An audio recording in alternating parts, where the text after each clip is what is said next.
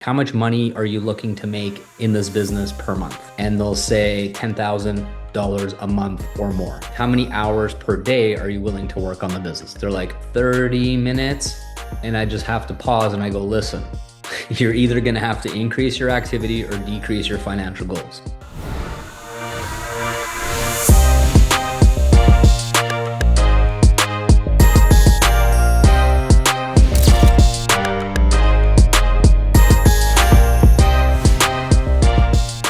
And then what often happens is we expect people to be like, what do you mean? You're your own boss. Figure it out. Don't you know what you should do? It's like, well, no, I've never been in this situation before. And that is an acquired skill set to be, a lot of people hype it up to be your own boss, to make your own schedule, to choose this and choose that. But most people really struggle with that because they don't have the discipline to stick to it. They hum, they haw, they procrastinate, they get distracted, then they feel guilt and shame, and then they're beating themselves up. Then they're like, oh, I should be here, I should be there, and they shit all over themselves. And then it's like this whole problem. So one of the things that you got to do is really lay it out for people. What is the expectation and what is required to be successful? Now, while we're on this topic around success, a book that I highly recommend that you read is called 80/20 Sales and Marketing. And I think it's by Perry Belcher, if I remember correctly. But the name might be wrong. But it's called 80/20 Sales and Marketing. If you go on Google and check it out, it's a blue and yellow book. And this book is really enlightening because it talks about how 80% of your results in your business, in your sales, they come from 20% of the leaders in your team. So over time, as you make direct sales, as you partner with people and so on, if you pay attention to who are the people making the most sales, who are the teams that are duplicating the most, you will always find the 80/20 equation if you look close enough. And then what's really interesting, so there's 80% of results are coming from 20% of the people. And then when you go one level deeper, from those 20% of people, 80% of results are coming from 20% of people in there as well. So it keeps going down to like a multiple, like a quantum leap.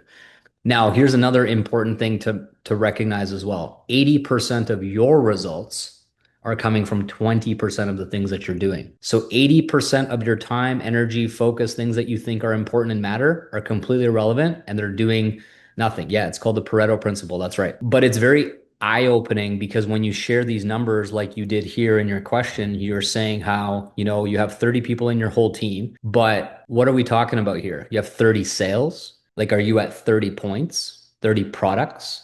Does this make sense what I'm saying? Because one person can buy 3 products if they buy a trifecta. One person can buy 4 products if they buy a quad. So it's always important to clarify to make sure that your perception of your team is not skewed by people and product sales. Because when I started in Agic, I was told by my mom, and she was told by someone else, that it takes 100 people to hit 6A. 100 people, 100 people, 100 people. And it was like beat into my head. And I never questioned it because I figured it was correct information. And whoever was telling us this knew what they were talking about. And it took me a while to realize, wait a second, it's not people, it's products, it's units. And that's when I created the trifecta. I was like, wait a second here. If we can sell more units to one person, we can get to our results faster. And that's how the trifecta was originally born. And I was like, damn, this is awesome. So there's 2 sides to this. You can move quicker into the compensation plan from 1A to 6A when you have more customers purchasing more products. So you could, like, if you sold 25 people a quad, 25 times 4 is 100 and you're right there. But now your true leverage in terms of humans is 4 times less also because you have 25 people instead of the old way, which was 100 people, which is more leverage if everybody's working the business. So you see the pros and cons of this. So when we talk about 30 people, it's just important for me to clarify, do you mean you have 30 points in your Agic compensation structure, or is it actually 30 individual human beings that you're referencing? Because that is quite important and different. Next part is about active and inactive. There's also a difference between a user, a customer, and a business builder. A lot of people, they want the product for the health benefits because of their health issues, or they just understand the importance and the value of the products. So that's what is exciting to them. They'll see a presentation, it explains a little bit about the water, and immediately they're like, I need to have this for my health, just for the water or whatever. But then they hear a little bit about the business, and then it's like a carrot being dangled. Well, hey, that sounds cool. More money, commission, legacy.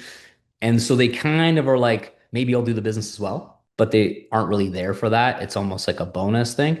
And then you wonder why they're inactive. They didn't really give that much of a shit about the business. They're just like, hey, might as well. And then they realize it's hard work and it's tricky and challenging and all the rest of it. And they become inactive, or just how I like to think of it is just a happy customer because the products are awesome. So worst case scenario, you have a bunch of happy customers is how I look at it. Um, if they use the product, of course. And then only two or three taking action. So this is kind of the Pareto's principle for you showing here, and you need to be okay with that. So I always tell people if you want to sponsor 10 people direct, two of them will go on to 6A. But if you have the skewed expectations of every single person will go all the way in this business because they have this big hype, and it's not reality. And I was even seeing something over the weekend that 70% of licensed realtors in the area that I live never sell a house. Once again, they're on the billboards and they look all successful in their snazzy little suits and they haven't sold shit.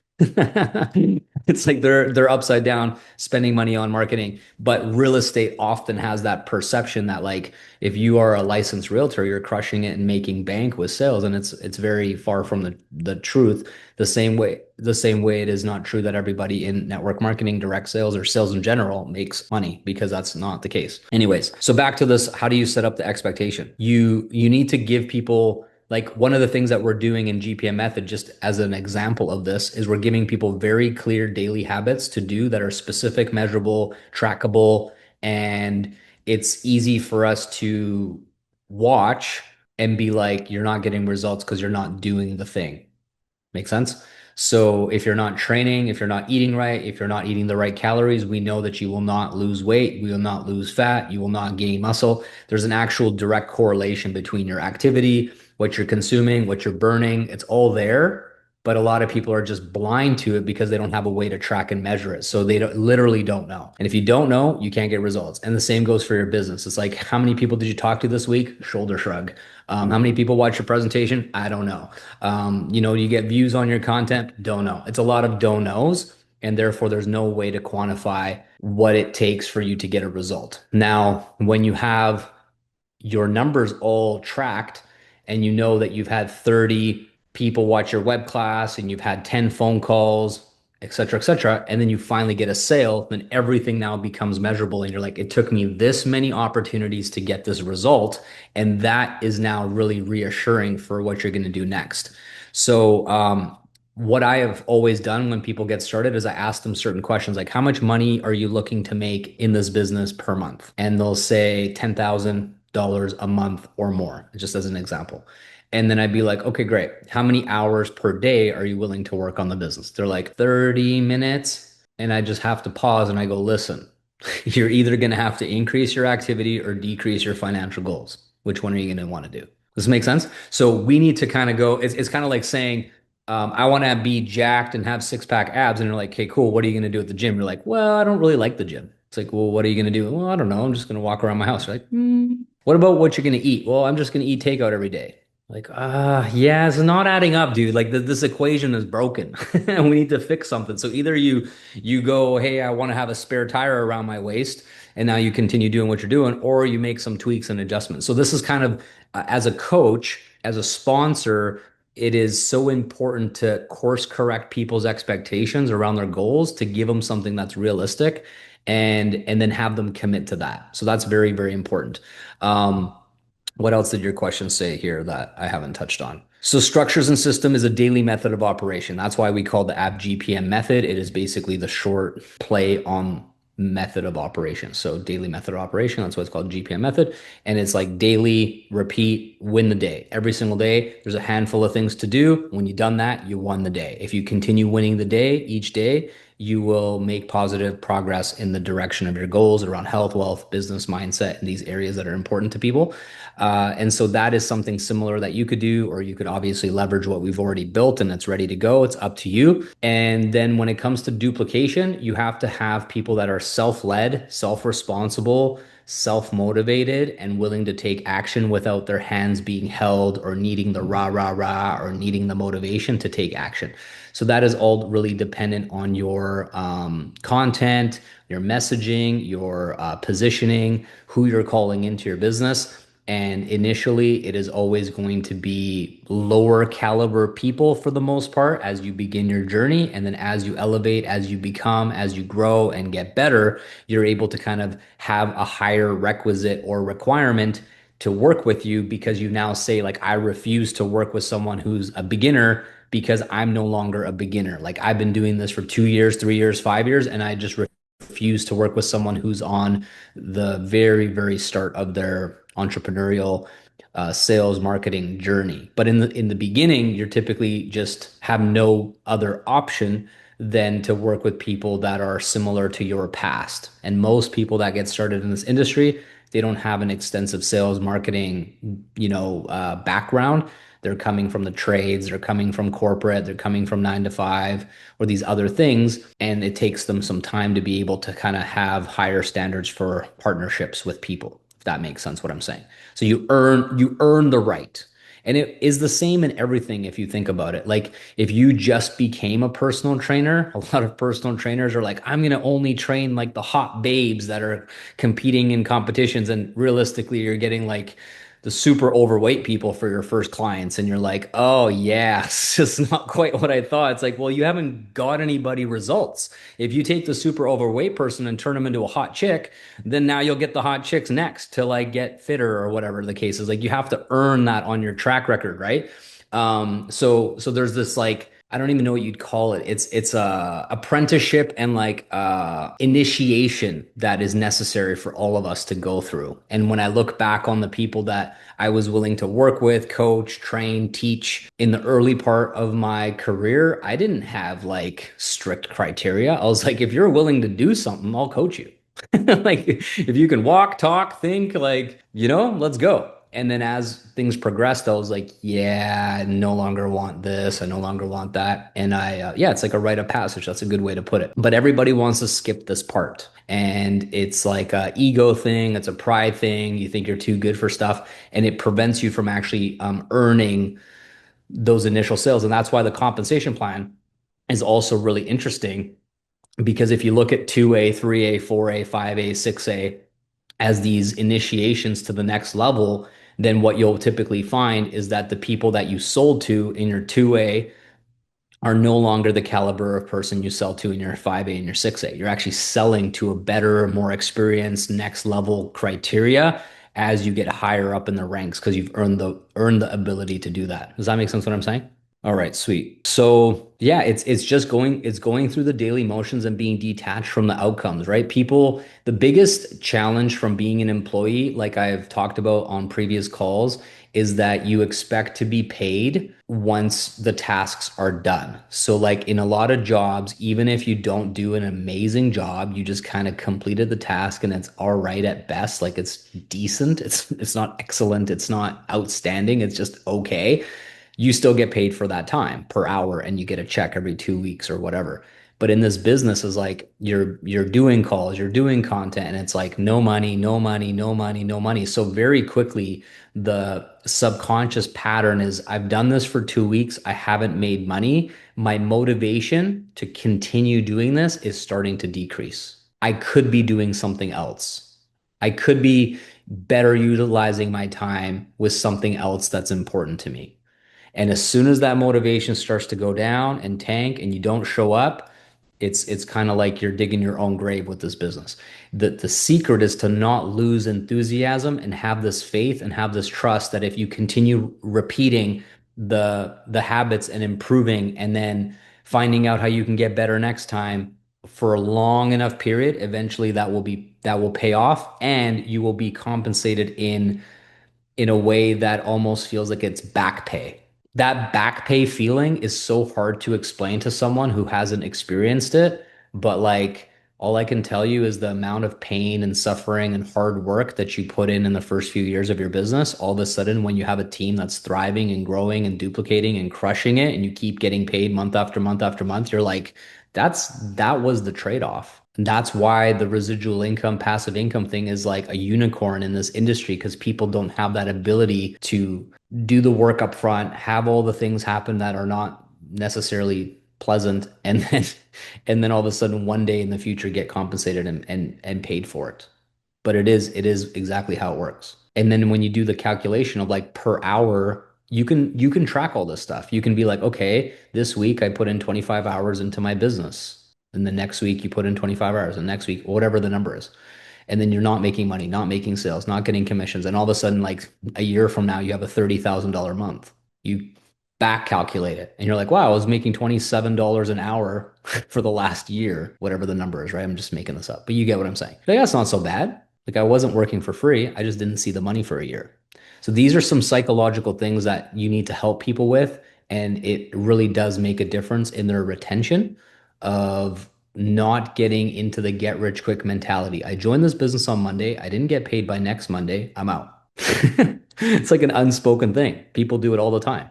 And it's not addressed because we all kind of want to hide from this. We don't want to talk about this. We don't want people to get scared. We don't want them to like back out before they even start. So it's kind of this topic that's not talked about enough. But if you do it in a way where it's part of your onboarding, it's part of like your welcome into this business, and you lay it out for people clearly, then your retention goes up a lot. So without you being live on this call for us to kind of go back and forth, I can't really say too much else to you on this question. But your last question here was if you had to focus on the two to three most important things to implement first, what would they be? It would be around the daily method of operation. So it would be like generating leads every single day, sharing your story, being visible, right? Having an opportunity for people to know that you're even doing a business like this, and then following up with those leads and having them watch the presentation. Those are the actual income producing activities. Aside from that, it's your health, it's your energy, it's your fitness, it's your mindset, learning new things, watching calls, implementing, taking notes, but not falling into the trap of like going through all of the motions of being like a personal development junkie where you've read all the books, listened to all the audiobooks, listened to all the podcasts, but you haven't actually taken any action, right? That is like if there was one disease in this industry, it's that. It's that everybody knows everything and they're on every call, they read every book, they all this shit. And it's like when you actually ask them, what have you done that can generate you any sort of like revenue or partnerships or team building, it's almost like close to 0%. It's like everyone just needs to stop learning and start doing what they've already learned. That would make such a big difference, right? That's why I always say people are ask holes because they just ask, but they never implement. So, yeah, it's the doing this, it's the repetition, it's the act of real people, real conversations, and just getting very, very familiar and comfortable with being a consultant who can help people solve their problems. We are really professional problem solvers. That's what we really are. We're not distributors, we're not affiliates, we're none of this shit. All those words are just confusing. Your job is to be a professional problem solver, find out how you can help another human being by asking them questions so they can share. Here's where I'm at. This is what I'm struggling with. Here's what I'm looking for. These are my goals. These are my dreams. And then you taking all that information and be like, all right, well, based on everything you've said, do you feel as if these products and this type of business model and this type of compensation plan would help you get from where you are to where you want to go? And they go, actually, yeah, I think that's a much better path than the one that I'm currently trying to do. And as soon as that aha moment happens, you're not trying to persuade them or sell them or anything. It's a guided, okay, next steps. We're going to have to purchase these products or send you the forms. Do you want to buy cash or do you want to finance? And they're just like very easy. Left, right, yes, no, one, two, just picking, choosing, right? It's a very like smooth feeling of a process. It doesn't feel icky or weird or high pressure or anything like that. But if you can match where they're at, what they want to what this is, and they feel like it's a good fit, then the rest is so simple and straightforward.